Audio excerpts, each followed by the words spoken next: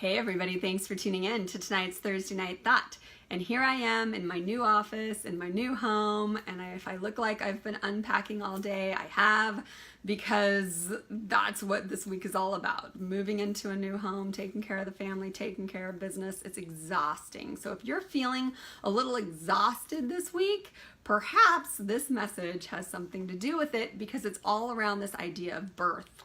And if you think about birth and birthing a new way of thinking, it's exhausting. Birth is effort. Birth is pain. Birth is work. And so that's what this message is bringing in this week. And the message is this: through love, you are birthing a new consciousness.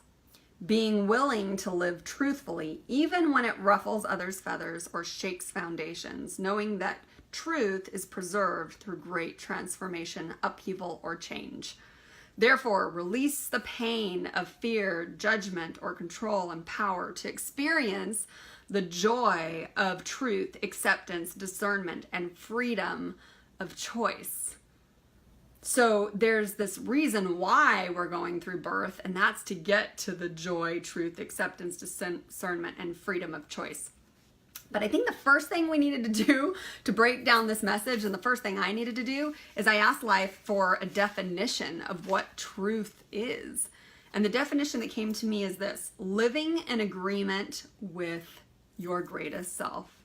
And these agreements honor yourself and others and are related to your reality. And this means that your truth can be completely different of somebody else's truth, because only you are in relationship to your greatest self. And the way I like to explain it is, we're all part of God's body, right? So I'm the fingertip, you're the elbow, the arm, the whatever. We all have a part to play as our greatest selves, sourced from the source of all possibility, God.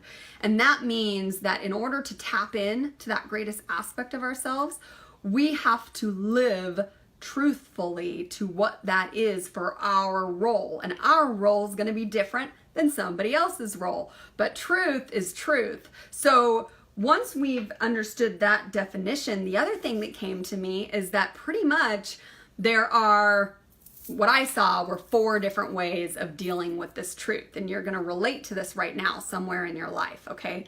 Either number 1, you're resisting this truth, meaning you're seeing this aspect of your greater self, but you're not living it.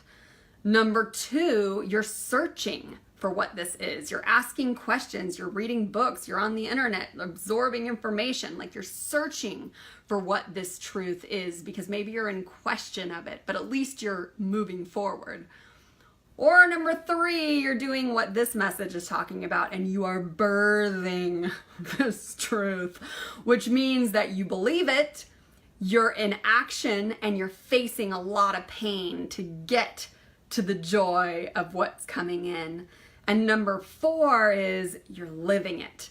And when you're living it, that's the true joy. And this truth applies to all aspects of our lives, right? So it's not just like one truth, it's all aspects of our lives. So I'm sure right now you can think of where it is you fall in this category.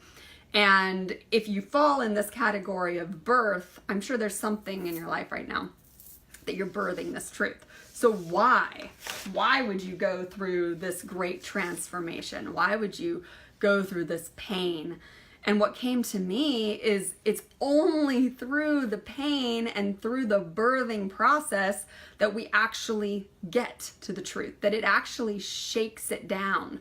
So for instance, this week, I've been doing some of my work out on Facebook, running an ad this week.